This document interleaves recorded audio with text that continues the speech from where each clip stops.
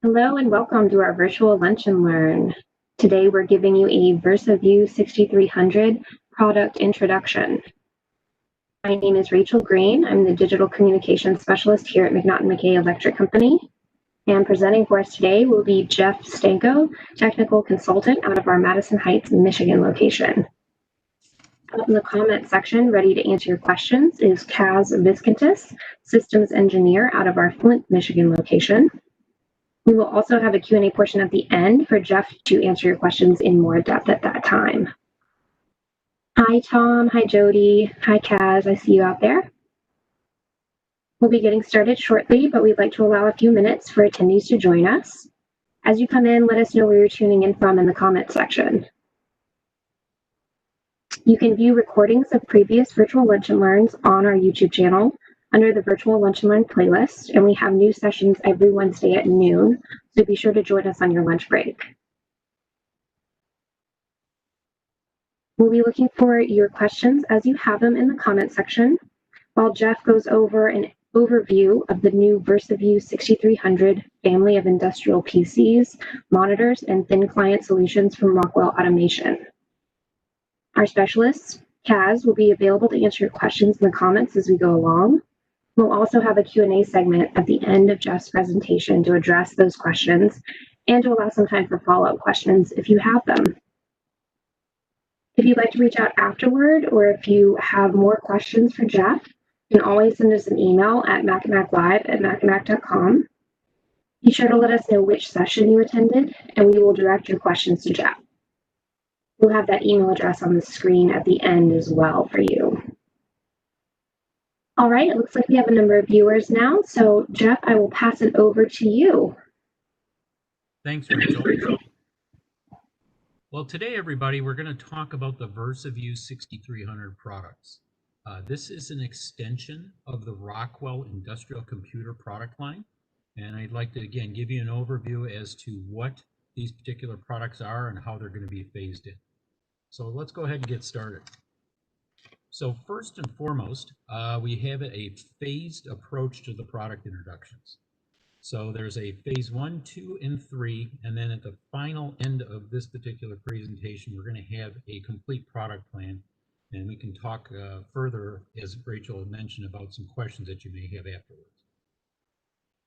So the actual ASIM, and you'll hear that term, this was an acquisition by Rockwell this year that actually acquired a company that is building and has been building industrial computer products and solutions for quite a few years now.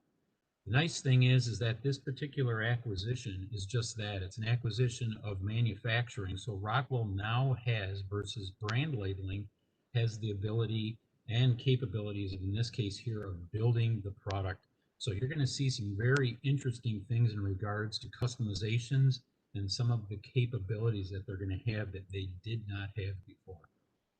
So as an extension of the current VersaView line, I gave you a listing there of some of the approximate discontinuation dates of the existing products, and they're as follows. So the 6176M and 86M monitors is going to the end of calendar year 2021. So again, we have these products today, but there is going to be a discontinuation, and then you'll see an actual migration over to the ASIM, or in this case here, the 6300 product line. The 6181Ps that we're all familiar with, spring of 2022. And then the box PC, the 6177R, is extended out until spring of 2021. So just keep those in mind. There is going to be a migration over, but at the same time, there will be an expansion into the VersaView 6300 line. So let's talk about those 6300 products. And again, keep in mind, bulletin number wise, the VersaView 6300 is what we're going to be talking about.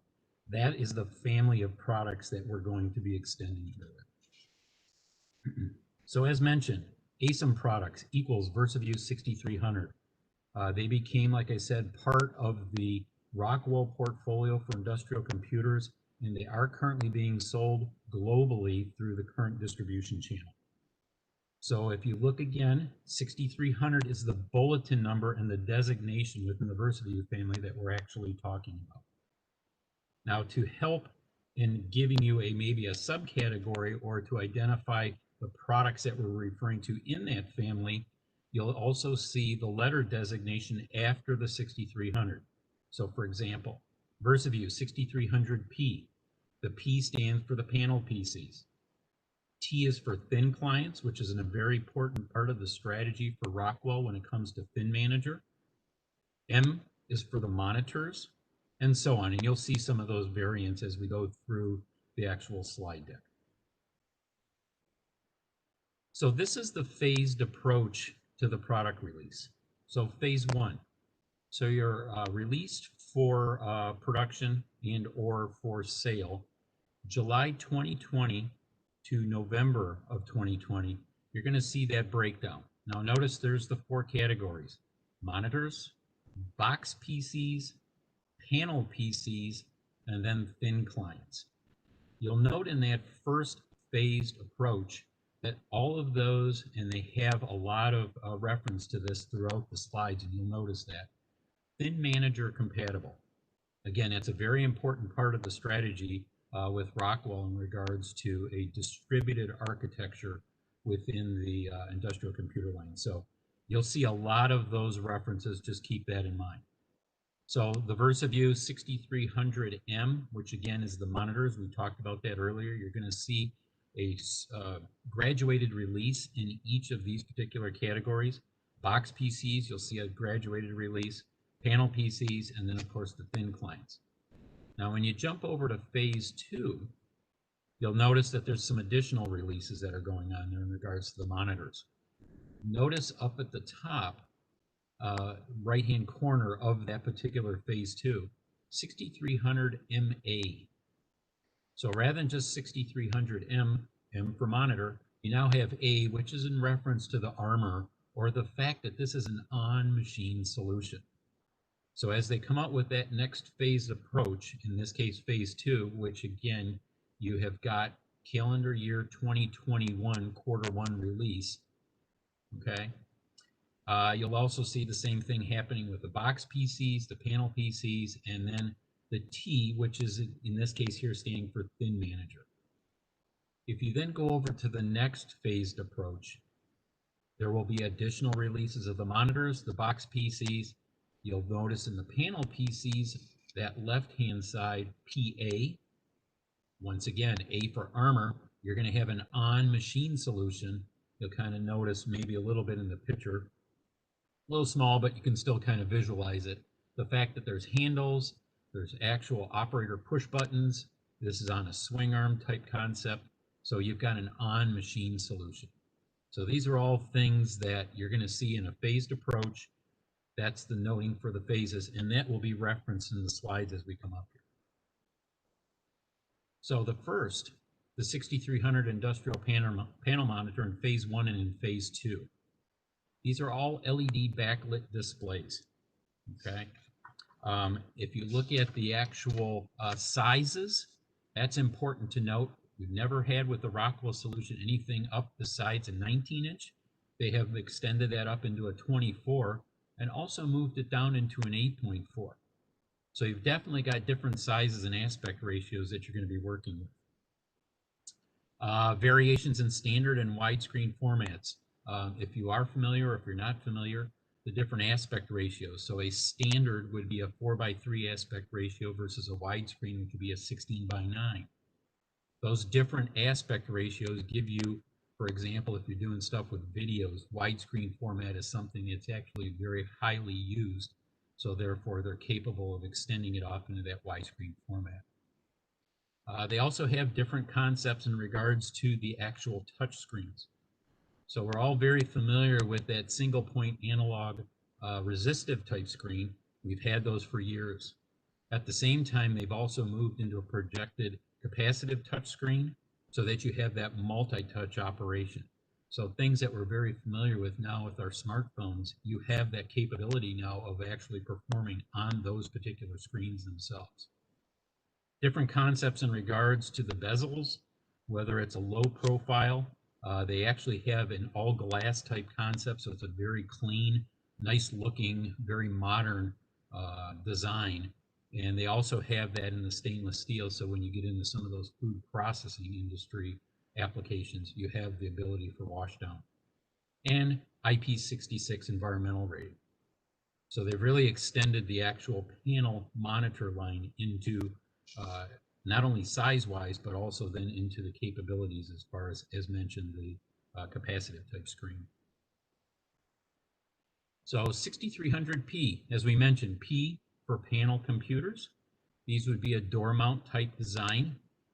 There's standard and low profile configurations that they've actually worked with. And in this particular case here, you'll notice the actual 7th generation Core i3 and i7 of that platform. It's the Kaby Lake, which is an extension of what you have in the Atom-based. And besides popular maybe belief, the Atom processor is alive and well. You can ask Intel, they said yes, that's moving forward. And the Kaby Lake is the actual latest and greatest of that particular variant of processors. Notice the variations in the mass storage in the RAM. You've also got an extension as far as screen sizes from a 12:1 to a 24. Sizes, again, increasing in this particular case to a 24-inch. And you'll also notice when we come into some of the next variants here in the next phases that you'll actually have some maybe a little bit smaller size, like a 21-inch, which is used in different industries. Windows capable, so the long-term service edition in 2019 of Win 10 IoT Enterprise is what they're actually running as far as the operating system.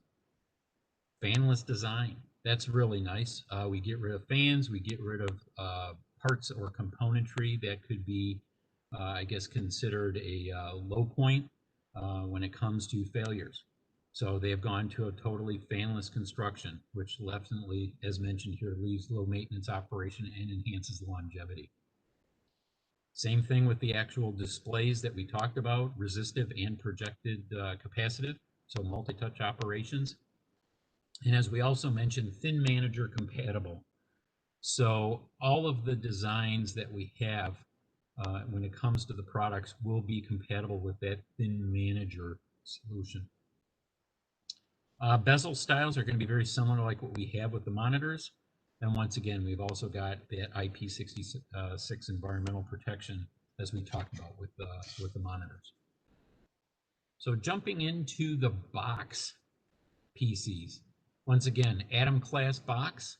And also we're going to talk about the 6300T box thin clients. So once again, Thin Manager compliant. Apollo Lake, as far as the class of processor, both for the PCs and the thin clients. Again, some of the latest that we actually have there. Operating systems, Win 10 IoT Enterprise, as well as Linux.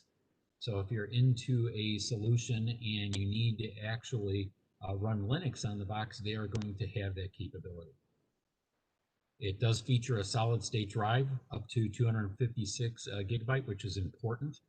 Solid-state drives have definitely evolved, and as they evolve into a very fast and very capable solution with some very high resilience versus what they used to be years ago. So they're a very capable way of actually storage on an industrial PC. There's different variants, but what's important to note when it comes to RAM is that these are permanently soldered to the motherboard. And that's just to help from a shock and vibration perspective. You won't have that issue as far as things vibrating out of their particular sockets. It's capable in that particular space of being into, since if you look at that style of box and where it might be actually utilized, it's capable of taking some shock and vibe apart from some of the other designs that you might find in a commercial type solution. They use DisplayPort versus HDMI. Again, another technology I think we're all familiar with, but it's also something that's very capable of driving up to a 4K high-resolution monitor. Nowadays, they're even moving into some 5K solutions. It's important to have that ability to be able to connect to those 4K type resolution monitors. And once again, a fanless design. So you don't have to worry about fans and failure points. It's something that is definitely meant for the industrial environment. On the bottom, you'll notice maybe a couple of the different configurations and part number strings.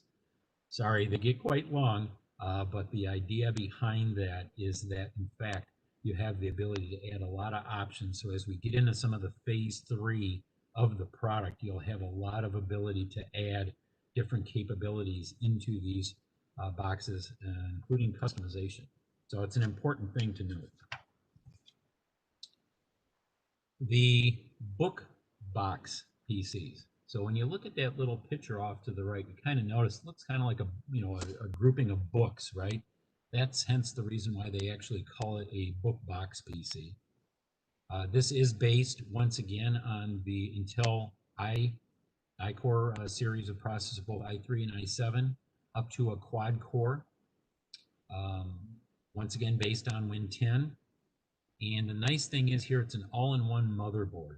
So it's basic durability. Once again, just like the actual memory before had soldered in memory, this is all built into so that you don't have a bunch of daughter cards or cards that are sitting on top of the main motherboard. It has the definite ability to be able to withstand some of the environments that we put these industrial PCs through. Now, there's a couple interesting points on there that were brought up as far as jumbo frame and wake on LAN functionalities. If you're not familiar with those technologies, let me describe them here a little bit to you. Well, first of all, the jumbo frame. That's really important if, in fact, you're doing things nowadays, especially with a vision application, or you're actually maybe streaming some type of video. So those two use cases there are very important to have jumbo frame, because what that basically does, it gives you more of a capability as far as the Ethernet payload that you can get into those particular Ethernet ports. So you move from about maybe 1,500 frames, or in this particular case, bytes in that particular frame, excuse me, up to about 9,000 bytes. So as you can see, when you start getting into better type of video, or you're getting into, like I said, some vision application where you're doing maybe some streaming into that particular Ethernet port, jumbo frame capability is very important. The other point, wake on LAN. So we do a lot of remoting. A good application might be where you're doing a and-on board, or you're doing some other type of center information board. And you have to have the ability where you remote into that particular piece of hardware. Well, the nice thing is with the wake on LAN is you can be in a very low power mode, or in this particular case, the unit can literally be powered but off. So then you can, through your remote use case, maybe it's a VNC or TeamViewer, you would be able to then connect remotely into that box and wake it up. And why would that be important? Well, with a center information board or something that's an and-on board that's actually out on the floor, an IT person would be able to connect to that particular unit and then maybe do an update, maybe connect in remotely to be able to massage something actually on the sign itself. That's a very important part nowadays of being able to remote into a unit. So those two items right there are some important functionalities that I just wanted to kind of describe for you a little bit more in detail so that you understood the values of each. The next bullets that we have there got a lot of capabilities as far as USB ports are concerned, the SATA interface, and what it's actually got. Again, that's just basically the technology that they use. But in the case of this particular box PC, you have PCI and PCIe expansion slots. So that's important. For example, if you actually have a legacy type interface that you're trying to put on that particular box in regards to PCI, or maybe PCIe where you're just trying to expand out maybe with an additional Ethernet port, you have that ability to put those expansion cards. It has slot capability. As far as the actual storage, again, you have got mSATA SSD and or 2.5-inch SSD capabilities. mSATA is nice. It's just more of a mobile platform, more credit card type size storage. It's just a size type thing. But this also has the SATA 3 connector, so if you're trying to do more of a traditional 2.5-inch SSD, you have that ability. 32 gig of RAM, that's obviously important when you're getting into this type of box. Memory is, of course, always very important. And what's very necessary nowadays, especially in the controls world, is the 24-volt DC supply input. So most of these things are being driven toward a DC input versus just an AC. It's got that capability. So we talked then about a wall class PC. Well, wall class, if you look at that actual pic that's down at the bottom there, you'll notice the ears that are on that. So whether you're mounting it to a wall or a subplate, it's got that ability. So this is just, again, a box. So of course we could use one of the industrial monitors that we talked about earlier to help complement this solution and of course come up with a complete one. But this one also could be headless in this particular case if in fact that's all that you wanted to do. You'll note the connector down on the left, the little green connector, you'll see that. That is of course 24 volt. Once again, as we talked about, that solution is very important versus what you see nowadays as far as more people going to 24 volt versus the 110. Most of the other bullets that we have there are very similar to like we just saw on the box PC. Again, jumbo frame, it's got the wake on LAN. You do have different connectorizations in regards to SSD as well as the storage device. And it does actually have one PCIe on the fanless unit, so that again, if you want to put an expansion card in there, you have that ability.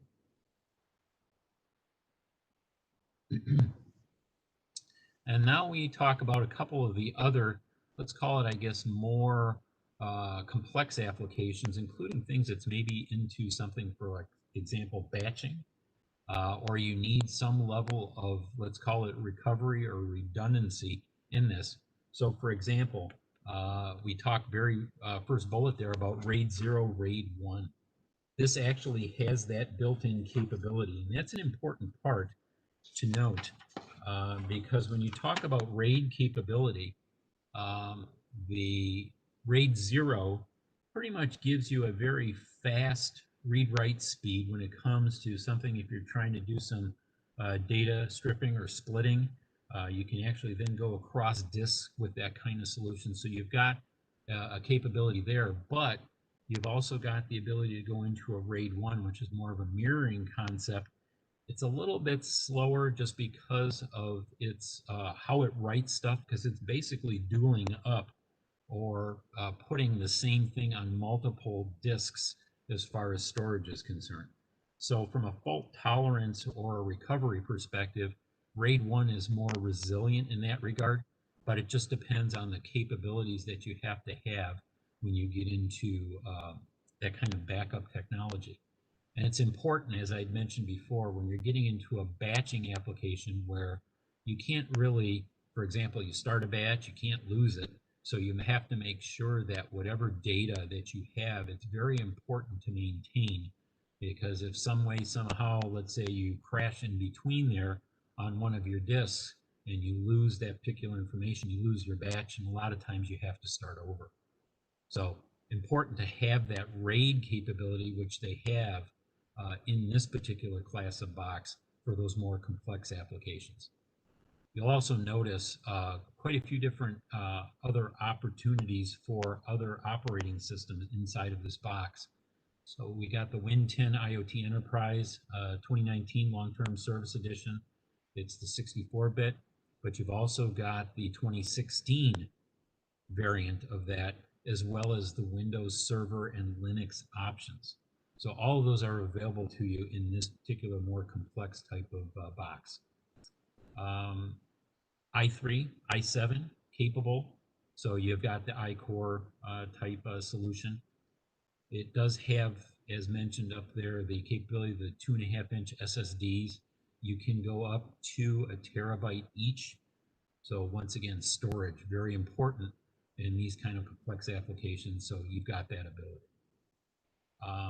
This one is not 24 volt. It is 120 to 230 volt AC. So in these applications, more server type based, this is something that you would actually have to plug into your 110. Again, it would be kind of expected just because when you get into something, for example, it's more of like a server based box, you have to have that kind of pluggability into AC. You'll notice the memory and the expansion. Quite a few different other expansion options that you can put in there with the PCIe on even a riser card. So more cards, more configuration capabilities there. So once again, you get into this kind of class of box, you have to have that ability. And as we've been talking, all of these are all thin manager capable. So we get into a phase 2. And we start talking about, and I mentioned it in that first designation, the 6300, the monitors. So these are, again, a really nice matchup for the current boxes that we have. And not only that, but you can use these as a nice matchup when it comes to maybe you have a third-party box or you have a commercial type solution. You can actually use these monitors externally while maybe you actually have that other commercial box hidden away somewhere. So it's capable in that space. Once again, DisplayPort versus HDMI. DisplayPort is very good in regards to the 4K capable with the monitors, but at the same time, it's also, I think, a little bit stronger when it comes to the connection itself versus just an HDMI in that particular industrial space. Something that's very nice on these particular monitors in the phase 2 launch of this is you've got the long distance connection. So things that you used to have to buy video extenders for before, it has that ability up to 100 meters away. And again, it uses, in this case here, a Cat5e cable. You have the ability to extend the monitor a distance away.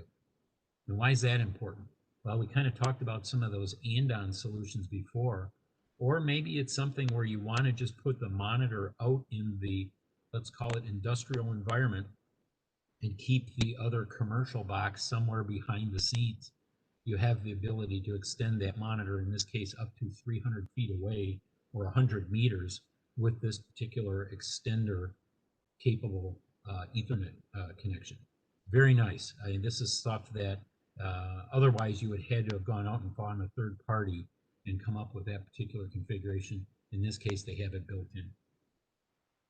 The monitors themselves, we talked about it with the actual 6300MA for the armor type solution. You have got IP65 cast aluminum chassis, powder coated. Not only aesthetically looks very nice, down in that lower right hand corner you can kind of see that little picture of it, but it also is meant for that particular industrial environment.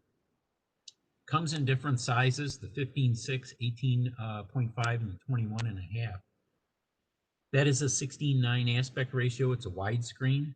The 21.5 is very much used in a lot of the aerospace industry. It just has to do with the designs and some of the drawing sets and stuff that they use, as well as the software that's run in that particular area. So 21.5 is a definitely highly used still today monitor size. And not only that, but it's the resolution that it'll actually drive versus a 22-inch monitor. It's capable in that particular resolution of 1920 to 1080 is what the typical is for a 21.5 versus a 22, which is a 1680 by 1050. So that particular size is an important one to note. That's why it's there, apart from just the 24. And then you'll notice the different 5-wire resistive touchscreen, or once again the projected capacitive multi-touch screen, depending on what you have, not only from your own personal touch. Again, people like their smartphones, they like their skewing, they like the different things that they can do with their multi-touch capabilities, but you're also relying on the type of software that you're running, so making sure that it actually complements that particular type of software. So that's phase 2. Phase 2 of the box PC. Some of the changes that you're actually going to see there, most of the stuff is pretty consistent with what we talked about before. You will notice that remote video link connector for a remote connection of the video and the USB signals up to, again, 100 meters. In this case, also the USB signal, by the way. But that remote connectivity, again, is important, whether it's a commercial technology or whether it's just something where you want to put the display in a different location versus maybe the box where it's in a cabinet or it's somehow protected. An important point with this particular variant or phase of the product, you'll notice that it talks about a battery and signaling LEDs. Down at the bottom, there's a 24-volt isolated power supply input with an optional integrated UPS and external battery configuration. That's really nice. You've now got the ability to integrate in a UPS with this, depending on the situation. You want to have a very structured shutdown, for example. You're in an area where maybe the power is really poor.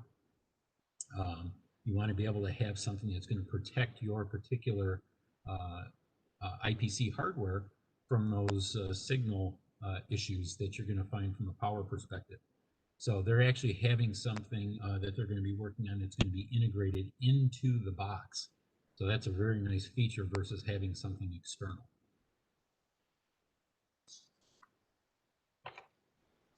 The panel PC, and they reference up at the top, again, a door mount. You've got for plant packs applications. Once again, you're getting into a process type solution. You'll notice the different screen sizes, once again, up to a 24-inch. RAID technology, that's important, again, in the process type applications, with different types of processor variants being available to you. It includes a solid state drive. We talked about 1 terabyte capable, multiples. So the 2.5-inch SSDs with the 4 gig to 32 gig of available RAM. And in this case here, it's got a 24-volt DC isolated without the UPS, or you could then move into the 120, 240-volt AC variants, depending on what you've actually got available to you power-wise. Available with a variety of actually PCI expansion slots, and we talked about it, the 2 remote video links for long-distance monitor connections up to 100 meters. So as you can see, this is a very complete offering once you get even in through phase 2 of the products that Rockwell is going to be offering here. Phase 2 when it comes to the thin clients and the accessories. So they will move into a larger size display of the thin client, up to a 21.5. They'll have the ability to actually drive multiple display connections up to a 4K high resolution monitor, which is very, very typical and traditional nowadays. And then what's in development is also with this, with the thin client capabilities, is that long distance connectivity that we talked about. So this probably will not be built in, but it will be connectivity receivers and transmitters so that you've got that 100-meter plus capabilities. I'm not sure, they haven't discussed exactly what that distance is going to be, but it's really going to give you longer distance even apart from the 100 meters that we talked about earlier. And then finally, when we get into phase 3, a lot of customization, and they talk about over 100,000 different combinations that you're going to have the ability to choose from a long list of options and customer requirements. So customer wants to see this or that. They are talking about having the ability to customize against those particular specifications from the customer. So that's an important part to understand, because when we get into industrial computer solutions, we have definitely found that customization and customer needs are very, very important when it comes to the industrial computer. And it's going to expand, as they mentioned here, exponentially because of the actual number of combinations that you're going to have. Things that they will expand into will be different certifications for hazardous locations. So when you get into Class 1 Div 2, you'll actually have that capability. There's also different types of military applications as well as ship applications that they're talking about. Those will be the different expanded certifications that we'll be seeing. High performance graphics cards. Again, we talked about some of the vision applications with industrial computer solution, you will actually have that capability. On machine PCs and thin clients, that product line will expand. The pictures that are down there, you can kind of see how they have heat sinks, but some of them are vented. You've also got different types of connectorizations that will change. So more so when we talk about on-machine PCs and thin clients, connectorizations, heat sinks, and designs will change a little bit, but that is what they're discussing there as far as an expansion of that particular product line. And then finally, some custom branding. So if you actually have an OEM, you have an integrator, somebody that's wanting to brand label themselves a solution, so whether they're supplying a black box or they're supplying something else in regards to their designs, and they would like the label with their own logos, that's what we're discussing here, and they will have those particular options.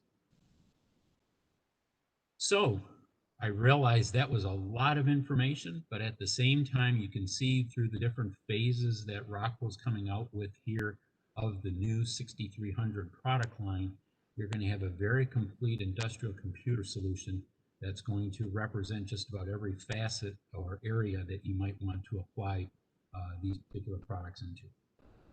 So thank you. Thank you, Jeff. That was great. We do not have any live questions in the comment section at this time, but we'll give just a few minutes here to see if anyone has any follow-up questions for you. And while we give just a few minutes, I just want to remind you that you can always send us an email at that email address on your screen, macandmaclive@macandmac.com, if you do have future questions for us, or if you're watching this as a recorded virtual lunch and learn on our YouTube channel, you can always reach out to us there. Just be sure to let us know which session you attended so that we can get it over to Jeff specifically. All right, I want to thank you all for tuning in with us today. Thank you, Kaz, for being our resource out in the comment section. And thank you, Jeff, for a really great presentation. Remember to subscribe to the McNaughton-McKay YouTube channel for more industry content. And we look forward to seeing you live next week. Thank you, everyone. Have a great day. Thank you.